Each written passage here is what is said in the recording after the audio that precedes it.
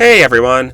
It was announced during the June 2024 Nintendo Direct that Donkey Kong Country Returns HD would release on the Nintendo Switch in January 2025. Despite this being a remaster of a nearly 15-year-old game, a game that had already been ported from the Wii to the 3DS, fans of the Simian platforming series were overjoyed that the monumental title would be arriving on modern hardware to live side by side with Tropical Freeze. That is, fans were overjoyed until they learned of one little annoying detail: the price. That's right, Nintendo decided to charge a full $60 USD for the title, the standard price for a brand new, fully original game. This seems all the more absurd when you consider Metroid Prime Remastered just launched in 2023 with a $40 price tag, despite having a full controls overhaul and stunning graphical updates. In comparison, Donkey Kong Country Returns HD is much more of a direct port, featuring only minor graphical improvements and not much else. The sentiment from fans has been clear. This was a blatant case of price gouging. So what are you, the Donkey Kong loving fan, to do? Is this game worth $60? Let's take a closer look and figure this out.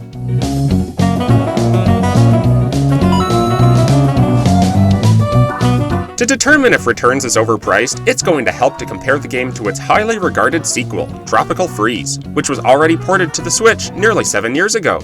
If you look around and read some reviews for Returns, you'll find most of them share a similar narrative. That narrative goes something like this. DKC Returns HD is an enjoyable game, but gee whiz, is it ever overpriced? You'd be better off playing the super wonderful and much better Tropical Freeze instead. Oh, well then, if you can buy a far superior game in Tropical Freeze at a lower price, then clearly Returns is overpriced. Let's go straight to the Nintendo shop and get our copy of Tropical Freeze right now. Oh. Okay, Tropical Freeze is actually $60 as well. Yes, despite being a port of a now over 10-year-old title, Tropical Freeze was also priced at $60 when it released on the Switch in 2018 and is still selling for $60. I guess it doesn't receive the same backlash as Returns because of Funky Kong? Or nah, it must be just that it's clearly the superior game. Why spend $60 on Returns when you can spend it on its vastly superior sequel instead? Let's do a direct comparison between the two titles to show just how inferior Returns is in every way imaginable. I actually never played the Wii or 3DS versions of Returns or the Wii U Tropical Freeze. My first experience with Tropical Freeze didn't come until 2024 when I finally picked it up for the Switch.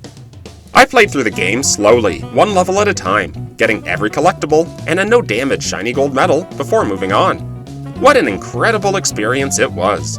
The level design was brilliant. The challenge level was high, the controls were tight and responsive, the graphics were smooth and appealing, the soundtrack was amazing. It was perhaps the game that I've most enjoyed playing on my Switch so far, and it turned me into a believer that this might just be the best 2D platforming game ever created. Whether your view is that extreme or not, the game is really good. So needless to say, this experience had given me impossibly high standards that I'd be judging the game's predecessor, Returns, against now in 2025. I tried to temper my expectations as I read about how the graphics weren't as refined and how the levels weren't as well designed. I knew I'd be playing an inferior title. When it was finally time to boot up Returns on my Switch, the strangest thing happened.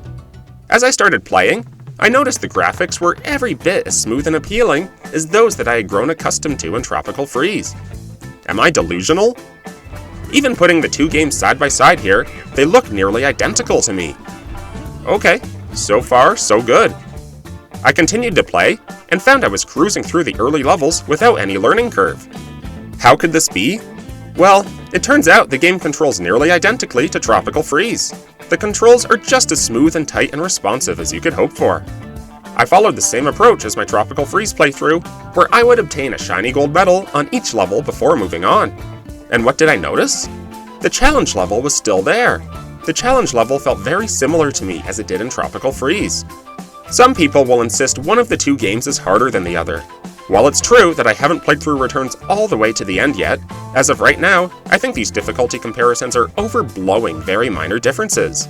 They are both solidly challenging games, especially if you go for shiny golds. But how about the level design? Tropical Freeze did it better, right? Well, so far, I'm not seeing evidence of that either. Both games have expertly designed levels that are fluid and engaging on a casual playthrough. and then shine in their full brilliance when you enter Time Trial, revealing enemies that are perfectly placed to be able to jump, roll, and bounce through the level with a hypnotic rhythm. Levels are creative, interactive, and man, just a ton of fun. Maybe I'm missing something, maybe I'm not a true gaming connoisseur, but to me, the levels in Returns are every bit as well designed as in Tropical Freeze. So where are the differences between these two games? Well, I will give Tropical Freeze a slight win for the soundtrack. Although Returns has a strong soundtrack, I haven't heard as many highly memorable tracks when playing through so far. Tropical Freeze has more playable monkeys, of course, and so far, I'd say it has slightly better boss battles. But these are all such minor points. My only real gripe with Returns, and this is because I love the time trials, is the ridiculously long load time every time you restart a level. If you fall off the stage first, it takes even longer to restart. Tropical Freeze had a bit of a load, but it was much shorter. This ends up leading to a ton of wasted time when playing time trials. Many reviews criticize the blowing mechanic in Returns, claiming that it disrupts the flow of the game, as blowing requires you to come to a hard stop. Although I agree it can disrupt flow, you face the exact same issue with pounding, which is a mechanic still found in Tropical Freeze. So if I have any criticism against the blowing mechanic, it's not that it adds a gameplay element requiring hard stops, it's more just that functionally, it's redundant with the pounding mechanic. While this redundancy may not be elegant, it is not something that bothers me. Are there any areas where Returns outshines Tropical Freeze? Well, so far, I really am finding Returns to feel like an almost seamless extension of the fun I was having with Tropical Freeze. But the one big argument for me in favor of Returns is that it has 80 levels to Tropical Freeze's 63. Yep, that's 27% more. But it gets more lopsided. For all my love of Tropical Freeze, I am still not a fan of underwater levels. So right there you have 5 levels of World 4 that don't move the needle at all for me. But Returns doesn't have underwater levels. So really, this is an 80 to 58 contest. Although I haven't completed Returns yet, for this reason alone, I am really contemplating that I might actually prefer Returns to Tropical Freeze. So there you have it. Tropical Freeze is neither cheaper nor a clearly superior game, and yet many reviews seem to imply exactly this. With that out of the way, maybe Returns isn't actually overpriced after all. Well no, Returns is indisputably overpriced. But Tropical Freeze is not the reason why. The fact that, for the same price, you can buy brand new Nintendo releases of first-party, fully original games is the reason why. Also, Metroid Prime Remastered is the reason why, costing a mere $40 with its extensive controls and graphical updates that border on full-on remake territory. But Returns, with its very minor updates that barely qualify it as a remaster instead of a direct port, costs 50% more than Metroid Prime Remastered. So why is Nintendo doing this? Does it not know how to price its games correctly? Well, I suspect Nintendo deeply understands the economics of what they are doing. Perhaps Donkey Kong is a popular enough franchise that the game will sell despite the high asking price. Perhaps the goal of Metroid Prime Remastered wasn't to make an immediate profit, but rather to prime us all for the release of Metroid Prime 4. Whatever the reason, Nintendo decided on a price that is clearly too high when compared to new original titles, as well as superior remasters. But is Donkey Kong Country Returns HD worth $60? This is a very different question than if it is overpriced. Despite being overpriced, I would give a resounding yes. Returns is absolutely worth $60. Why would I say that? Well, the answer is very simple. The game is worth $60 if it provides $60 worth of fun. And I find it to be an absurdly fun and well-made game that is keeping me entertained for countless hours. So yes, it's worth $60 to me. The answer could be different for you. Do you hate excellently made, challenging platformers? If so, this game is not worth $60 to you.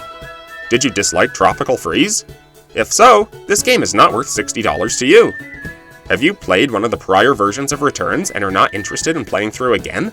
If so, this game is not worth $60 to you. Can you not spare $60 without suffering financial hardship in your non-video gaming life? If so, this game, and all others, are not worth $60 to you right now. Otherwise, if you haven't already purchased Returns HD, you should head out and do so right away. If your video gaming preferences are aligned with mine whatsoever, you are not going to regret it. Don't worry about standing on some ethical high ground and boycotting this game because it's comparatively overpriced. Just drop the $60 and start counting your many, many hours of fun. Please let me know in the comments below whether or not you agree with my assessment. If you enjoyed this video, then like and subscribe, and I'll see you next time. Bye for now.